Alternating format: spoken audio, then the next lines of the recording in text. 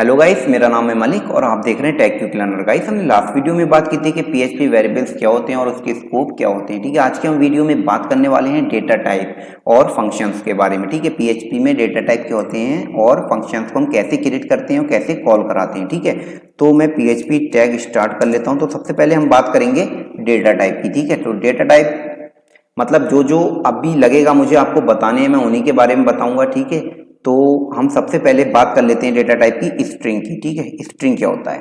तो string basically जो होता है वो कॉम्बिनेशन होता है लेटर्स का। ठीक है, तो जैसे मैंने कोई वेरिएबल ले लिया, नेम ले लिया। ठीक है, नेम इज इक्वल टू, तो इसको हम स्ट्रिंग को सिंगल कोट या डबल कोट के अंदर लिखते हैं। अभी मान लो मैंने डबल कोट के अंदर लिखा और नाम दे दिया जॉन केट्स। ठीक है, ये करके दे दिया मैंने। अब मैंने इसको इको करा लिया डॉलर नेम। ठीक है, अब मैंने जाके अपने सर्वर पे इसको एग्जीक्यूट किया, मुझे जॉन केट्स मिल गया। ठीक है, अब मैं इसको सिंगल कोट के अंदर रख लेता हूँ। ठीक है, तो इस बात का याद रखना है कि पीएचपी जो है वो लूजली टाइप लैंग्वेज है। वहां पे हमें कुछ भी डिफाइन करने की जरूरत नहीं रहती है कि ये स्ट्रिंग है, ये इंटीजर है, ये फ्लोट है। ठीक है, तो अभी क्या कर रहा है ना, ये ऑटोमेटिकली देख रहा है कि ये स्ट्रिंग वैल्यू मतलब लेटर्स हैं ये, तो उसने स्ट्रिंग में उसको ऑटोमेटिकली अपनी असाइन कर लिया। ठीक है, अब हम इसको कैसे पता करेंगे?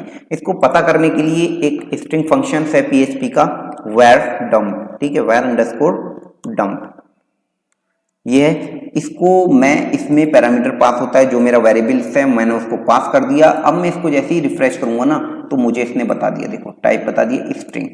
ठीक है, इस तरीके से हम पता कर लेंगे कि कौन सा डेटा टाइप है और क्या है।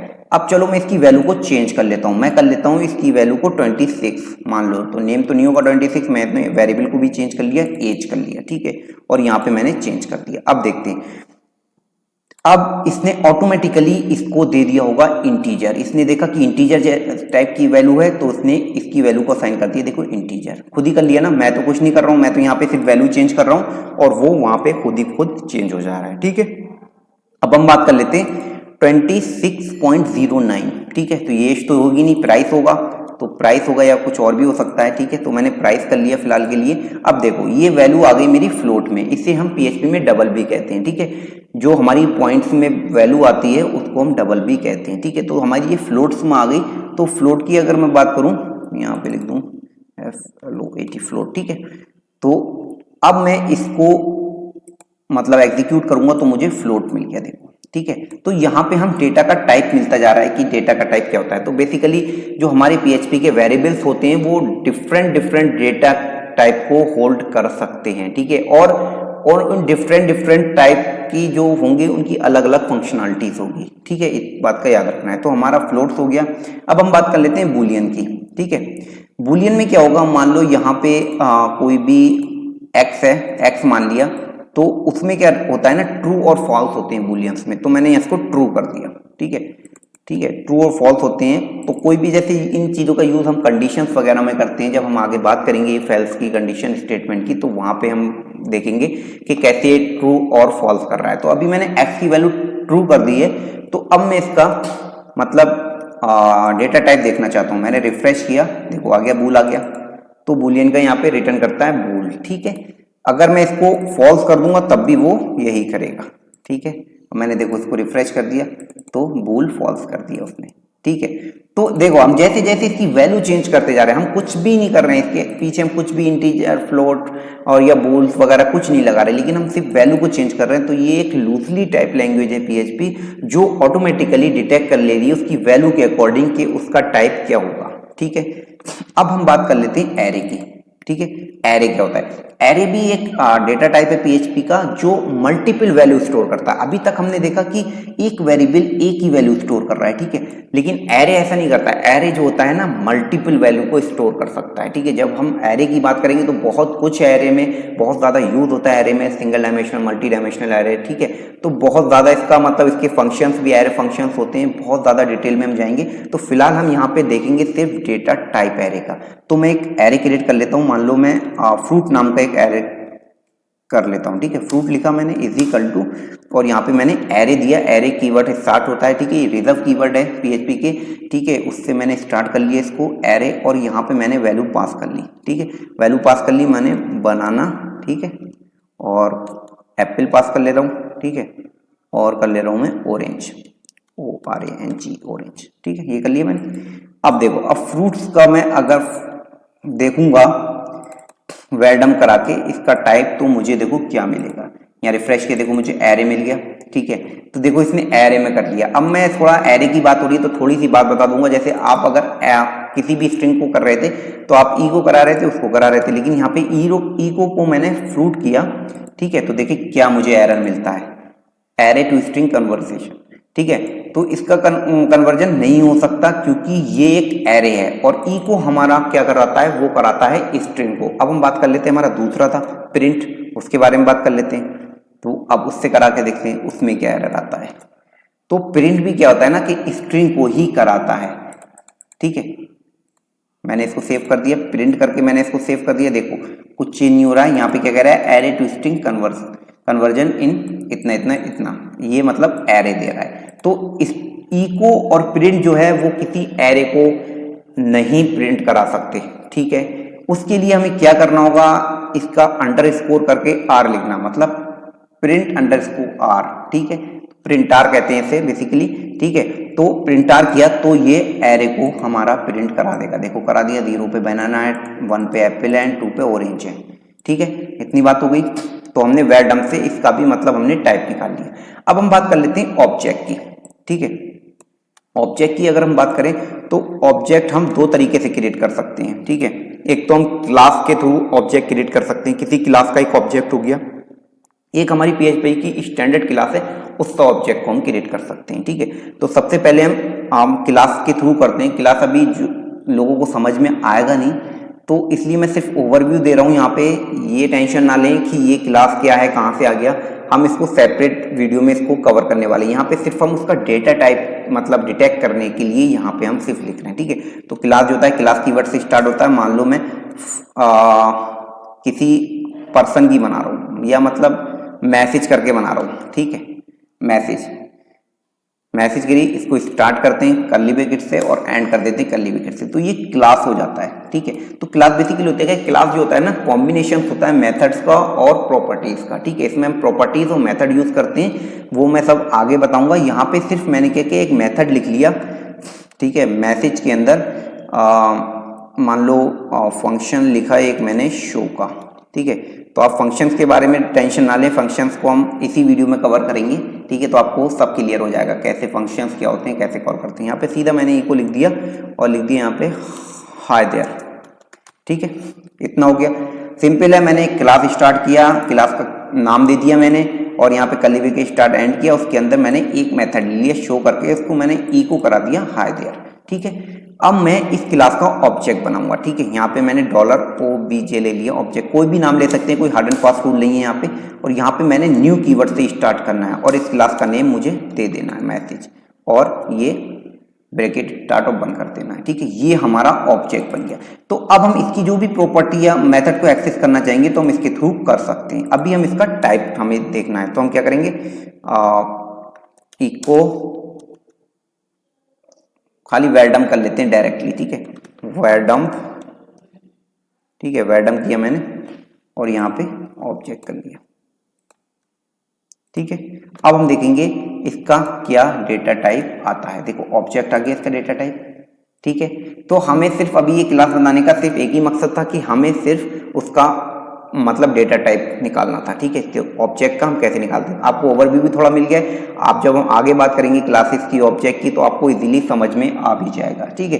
तो अब हम बात कर लेते हैं इसकी। तो ये ऑब्जेक्ट को भी हम प्रिंटारी कराते हैं, ठीक है। जैसे मान लो मैंने अगर इको किया, इसको इको $OBJ किया, तो यहाँ पे, ठीक है। अभी क्या आएगा यहाँ पे, अभी तो मेरा कोई ऑब्जेक्ट मतलब सबका बन नहीं रहा है क्योंकि मैं अभी किसी को कॉल नहीं करा रहा हूँ, ठीक है। लेकिन वो ये एरर ही आएगा, मुझे इसको प्रिंटारी कराना होता है, ठीक है। तो अभी तो हमारी कुछ ऐसी वैल्यू नहीं है। अगर हमें इस फंक्शन को कॉल कराना है तो हम कैसे करके कराएंगे, हमने यहाँ पे इको की जरूरत है नहीं क्योंकि इको हम ऊपर ही करा रहे हैं। ऑब्जेक्ट किया, ठीक है, एरो, ठीक है, और उस मेथड का नाम हमने ये कॉल करा दिया। अब देखना आपको हाय देयर मिल जाएगा, ठीक है। मैंने रिफ्रेश किया, हाय देयर मिल गया, ठीक है। तो ये होता है ऑब्जेक्ट, ठीक है। अब हम दूसरी तरीके से ऑब्जेक्ट की बात कर लेते हैं कि हम दूसरी तरीके से कैसे बना सकते हैं, ठीक है। मैंने मान लो एक वेरिएबल एक्स ही ऐसी ले लिया, या OBJ ले लिया, ठीक है, और इसको मैंने न्यू करके और STD क्लास कर लिया, ठीक है। तो ये स्टैंडर्ड क्लास होती है, उसका मैंने ऑब्जेक्ट बना लिया। अब मैंने इसको डॉलर, अगर अब मैं इसको चेक करूंगा ना, वेडम किया मैंने $OBJ, ठीक है, ये कर लिया मैंने। अब मैंने इसको रिफ्रेश करूंगा तो मुझे ये ऑब्जेक्ट ही बताएगा। और इसमें हम कैसे प्रॉपर्टीज वगैरह ऐड करते हैं वो भी मैं आपको बता दे रहा हूँ, ठीक है। $OBJ और यहाँ एरो फंक्शंस लिखते हैं ऐसे करके, जैसे हम वहाँ पे कॉल कर रहे थे, यहाँ पे प्रॉपर्टी का नेम आएगा क्या, जैसे मुझे नेम ऐड करना है और मैंने यहाँ पे डाल दिया जॉन गेट्स, ठीक है। अब इसको भी हम प्रिंट आर ही कराएंगे, तो मैंने यहाँ पे प्रिंट आर करा लिया, किसको, ऑब्जेक्ट को, सिर्फ ऑब्जेक्ट को कराया भी मैंने, ठीक है, ऑब्जेक्ट को मैंने प्रिंट आर करा लिया। यहाँ पे मैंने सेमीकोलन देना है। अब मैंने इसको रिफ्रेश किया, देखो यहाँ पे आ गया, ये बता दिया ने स्टैंडर्ड क्लास का ऑब्जेक्ट है और नेम में मुझे ये आ गया।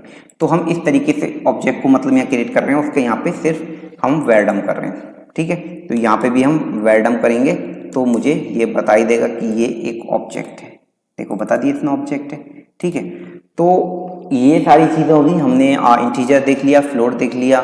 अब हम एक नल होता है, ठीक है, नल एक ऑब्जेक्ट होता है, हम उसके बारे में बात कर लेते हैं, ठीक है। जैसे कोई $X की वैल्यू नल है, ठीक है, ये नल है, जैसी नल डिफाइन कर लेंगे तो ये भी एक ऑब्जेक्ट होता है PHP में, ठीक है। अगर मैं इसको वेरडम करूंगा, वेरडम कर दिया मैंने इसको और मैंने $X को इसके अंदर ले लिया, ठीक है,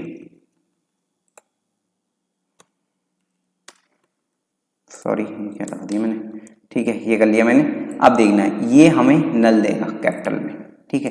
तो ये भी एक ऑब्जेक्ट है नल, ठीक है। बाकी और भी हैं रिसोर्सेज वगैरह हैं, तो उनके बारे में हम बाद में बात करेंगे जब हम आगे इतना समझ जाएंगे कि हम कैसे उसको समझ मतलब यूज कर रहे हैं, क्या कर रहे हैं, ठीक है। तो अब हम बात कर लेते हैं फंक्शंस की।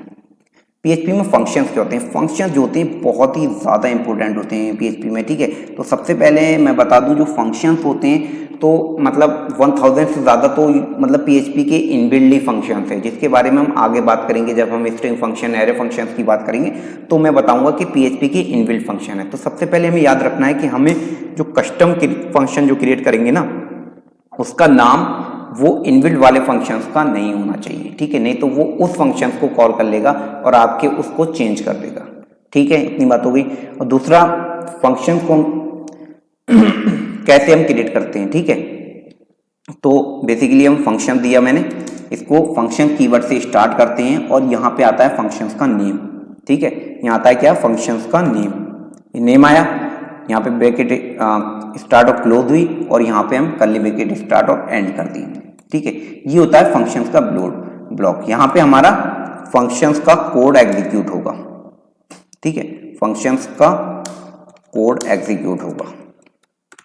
तो यहाँ पे हम वो कोड लिखेंगे जो फंक्शंस के अंदर होगा, तो ये ब्लॉक कहलाता है, ठीक है। इसका हम यूज क्यों करते हैं फंक्शंस का, फंक्शंस का ये यूज है, एक बार मैंने अगर कोई क्रिएट कर लिया फंक्शंस तो मैं बार बार उसको कॉल कर सकता हूं, ठीक है, मुझे बार बार सेम कोड रिपीट करने की जरूरत नहीं पड़ेगी, ठीक है। अब हम बात कर लेते हैं ये क्या होता है, इसमें हम फंक्शंस के आर्गुमेंट्स पास करते हैं, ठीक है। तो उसे पैरामीटर भी कह सकते हैं, फंक्शंस के पैरामीटर, ठीक है। तो यहाँ पे तो वो दो तरीके से पास होते हैं, एक होते हैं मतलब कॉल बाय वैल्यू और होते हैं कॉल बाय रेफरेंस, ठीक है। तो मैं दोनों आपको बताऊंगा अभी। तो सबसे पहले मैं फंक्शंस यहाँ पे मैंने क्रिएट किया और यहाँ पे मैंने मान लो सम का एक फंक्शंस ले लिया, या अभी मान लो मैंने डिस्प्ले का एक फंक्शन ले लिया, डिस्प्ले नेम करके, ठीक है, डिस्प्ले। यहाँ पे आप कोई भी नाम ले सकते हैं, बस इतना याद रखना है जो वेरिएबल्स में हमारी कंडीशन थी कि अंडरस्कोर से स्टार्ट होगा और लेटर से स्टार्ट होगा, ठीक है। बाकी आप चाहें तो नेम से स्टार्ट करना चाहें, नेम से स्टार्ट नहीं होगा ये, ठीक है।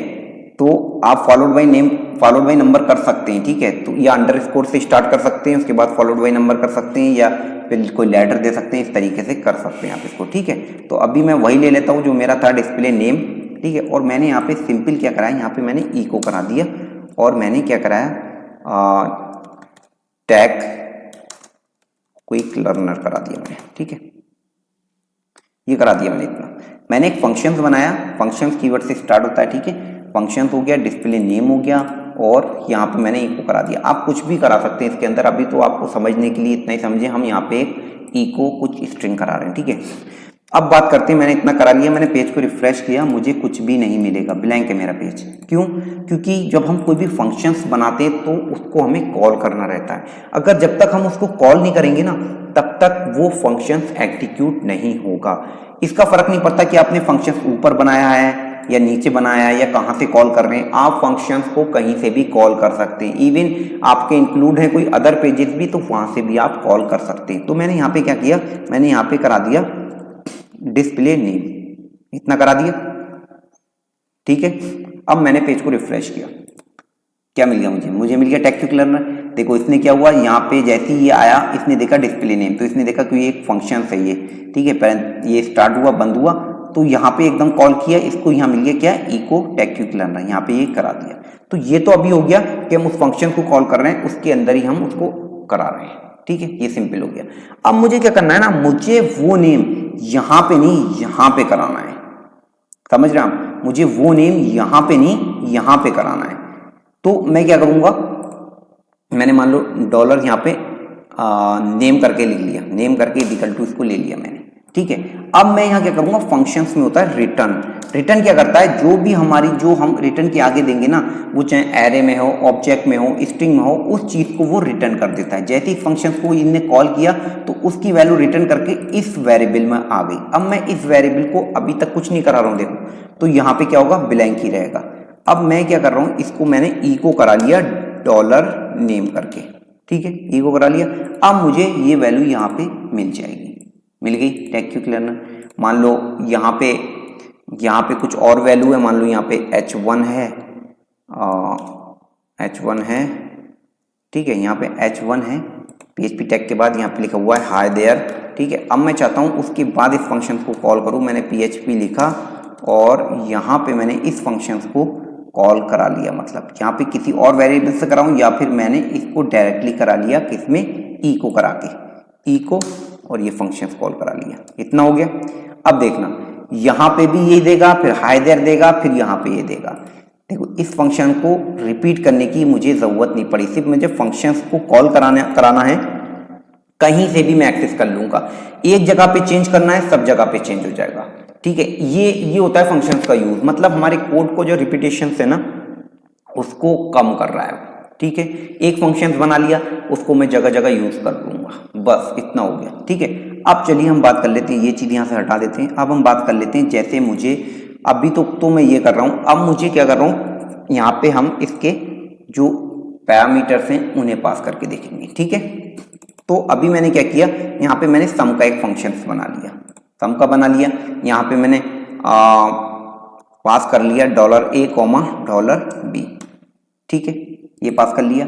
अब देखो यहाँ पे मैंने सम कर लिया और यहाँ पे मैं रिजल्ट लिख लेता हूँ, रिजल्ट लिख लिया मैंने, और मैंने इको को रिजल्ट करा दिया, सॉरी रिजल्ट कराना है, ठीक है, इको को इतना करा दिया। अब भी देखो, अभी यहाँ पे कोई इसके पैरामीटर्स नहीं है, लेकिन इसमें जो है पैरामीटर्स हैं, इस बात का याद रखना है। अगर मैं इसको ऐसे कॉल करूंगा ना, तो देखो इसने फैटल एरर बताया, मतलब आर्गुमेंट्स काउंट एरर। तो मतलब जितने आर्गुमेंट्स यहाँ पे मैं पास कर रहा हूँ, उतने आर्गुमेंट्स मुझे यहाँ पे भी पास करने होंगे, वरना वो एरर बता देगा।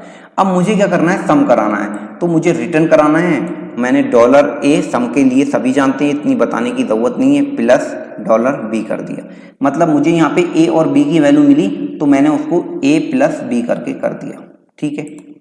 अब मैं इसको डायरेक्ट इको करा लेता हूँ, क्योंकि मुझे मल्टीपल भी दिखाना पड़ेगा, तो मैं बार बार वेरिएबल नहीं लूंगा, ठीक है।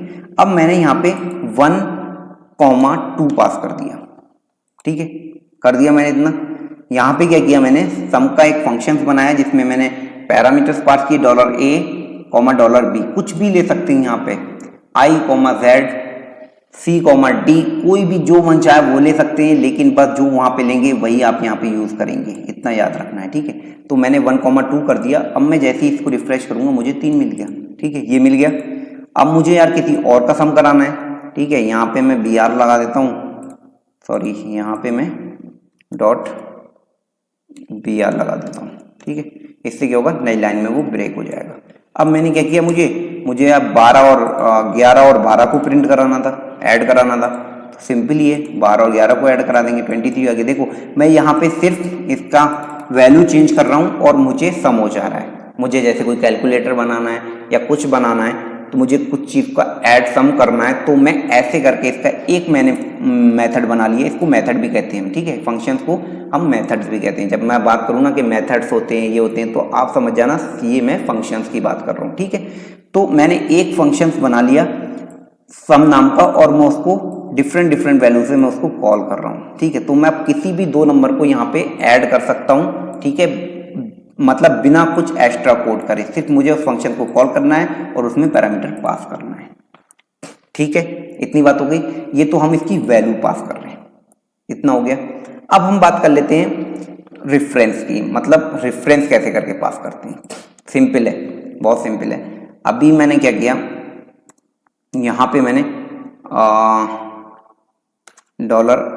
$x = मैंने 12 ले लिया, ठीक है, x 12 ले लिया, और $y = 10 ले लिया, ठीक है, इतना ले लिया। ये हो गया मेरा, ये हटा देता हूं मैं, ठीक है, हटा दिया मैंने, इतना हो गया, ये इतना ही कर लेते हैं बस, ठीक है। तो अभी मैंने x की वैल्यू 12 ले ली और y की वैल्यू मैंने 10 ले ली, ठीक है। अब मैं क्या करूंगा, देखो, अब मैं इसमें पास करूंगा, ठीक है, $x, ठीक है, $x, $y मैंने पास कर दिया। अभी क्या करेगा ये 12 और 10 को यहां से उठाएगा और यहां पे ऐड करके रिटर्न कर देगा, ठीक है। मैं रिटर्न नहीं करा रहा हूं, ठीक है। अब मैं क्या करूंगा, यहां पे मैं इसको $a में ही ऐड करा रहा हूं, ठीक है, $a = $a + $b, और मैंने $a को क्या ले लिया, मैंने यहां पे जब मैं एंड लगा दूंगा ना, तो ये हो गया इसका रेफरेंस, ठीक है, ये हो गया रेफरेंस। ये जो मैं x पास कर रहा हूं ना, ये रेफरेंस, मतलब जैसे ही इसकी वैल्यू यहां पे चेंज होगी तो यहां पे भी इसकी वैल्यू चेंज होगी, याद रखना, ठीक है। मैंने इसको इको नहीं करा रहा हूं, अभी मैं इसको ऐसे ही रहने दे रहा हूं, ठीक है। मैंने एक फंक्शन कॉल कर लिया यहाँ पे, अभी मैं देखूंगा कुछ नहीं आ रहा है, ठीक है। अब मैं यहाँ पे इको करा रहा हूं, किसे, $x को, याद रखना। देखना कैसे आपको थोड़ा अजीब सा लगेगा कि मैंने ये एंड क्यों दिया यहाँ पे, तो ये मैं रेफरेंस के लिए यहाँ पे दिया है इसको, ठीक है। तो अभी देखते हैं, मैंने यहाँ पे इको x कराया और यहाँ पे मैंने .br लगा लिया, ठीक है, मैंने यहाँ पे br लगा लिया ताकि हमें और भी वैल्यू करानी होंगी तो हमें सही से दिख जाए, ठीक है। मैंने जैसे ही रिफ्रेश किया, अनएक्सपेक्टेड एंड, मतलब कहीं पे यहाँ पे डबल कोट लेना है, ठीक है। अब मैंने इसको रिफ्रेश किया, मुझे यहाँ 12 मिल गया। लेकिन अब वही चीज मैं इस फंक्शंस की बात करूंगा, यहाँ पे मैंने सिर्फ क्या किया, कॉपी कर दिया इसको और यहाँ पे मैंने इसको पेस्ट कर दिया, ठीक है। अब देखते हैं क्या होता है। देखो 22 आ गया। क्यों आया 22? क्योंकि यहाँ पे अगर रेफरेंस क्या होता है, मैंने जो भी रेफरेंस करके अगर मैंने आर्गुमेंट पास कर दिए, तो अगर उस मेथड में वो चेंज हो रहा है तो उसकी वैल्यू हर जगह रिफ्लेक्ट हो जाएगी। मतलब अगर उस फंक्शंस के बाद मैं कहीं भी उसको कॉल करूंगा $x को, अभी देखो मैंने ये फंक्शंस बंद कर देता हूं, अभी कॉल नहीं हो रहा है, ठीक है, तो अभी 12 रहेगी। लेकिन जब ये फंक्शंस कॉल हो रहा है, ठीक है, तो यहां पे हम क्या कर रहे हैं, $x को एज ए रेफरेंस पास कर रहे हैं, मतलब कि लिंक की तरह पास कर रहे हैं, मतलब, ठीक है। मान लो जैसे कुछ भी है तो अगर वो चेंज हो रहा है तो ये भी चेंज होगा, मतलब उससे जुड़ा हुआ है ये, ठीक है। तो अगर ये याद रखना है, अगर एंड करके अगर मैं वेरिएबल का नेम पास कर रहा हूं तो मैं वो रेफरेंस पास कर रहा हूं, ठीक है।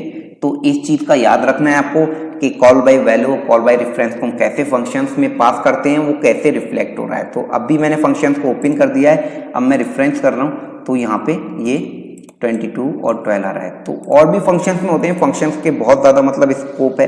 अगर मैं बात करूं तो यहाँ पे स्कोप तो मैं बता ही चुका हूँ, फंक्शंस वेरिएबल का स्कोप फंक्शंस के अंदर, और यहाँ पे अभी कॉल बैक फंक्शंस भी होंगे। तो मैं अभी इसलिए नहीं बता रहा हूँ क्योंकि आपको भी समझ में नहीं आएंगे, तो आने वाली वीडियो में जब हम बात कर लेंगे काफ़ी अच्छी चीज़ों की, उसके बाद आपको अच्छे से समझ में आ जाएंगे, तभी हम और जो फंक्शंस की जो चीज़ें रह गई उसके बारे में बात करेंगे। अभी मैंने इसलिए आपको बता दिया है कि ये बेसिक है, अगर आपको इतना समझ में आएगा तो अभी हम आगे जो फंक्शंस वगैरह की बात करेंगे तो आप वहाँ पे कंफ्यूज नहीं होंगे, अच्छे से समझ पाएंगे, ठीक है। तो गाइस एक रिक्वेस्ट आपसे, अगर आपने अभी तक मेरे चैनल को सब्सक्राइब नहीं किया तो प्लीज़ मेरे चैनल को सब्सक्राइब कर दीजिए, और आप डिस्क्रिप्शन में रोड मैप को भी देख सकते हैं कि हम किस किस टॉपिक को कवर करने वाले हैं, मतलब किस किस टेक्नोलॉजीज को हम कवर करेंगे इस पूरे वेब डेवलपमेंट में। तो आपको टेंशन लेने की बिल्कुल ज़रूरत नहीं है, आपको बैकग्राउंड बिल्कुल भी नहीं है अगर लैंग्वेज से, तो तब भी आप एक एक्सपर्ट बन सकते हैं, ठीक है, ये हमारी कोर्स को देख के, ठीक है। तो गाइस इस वीडियो में इतना ही, मिलते हैं नेक्स्ट वीडियो में, जब तक के लिए बाय बाय, टेक केयर।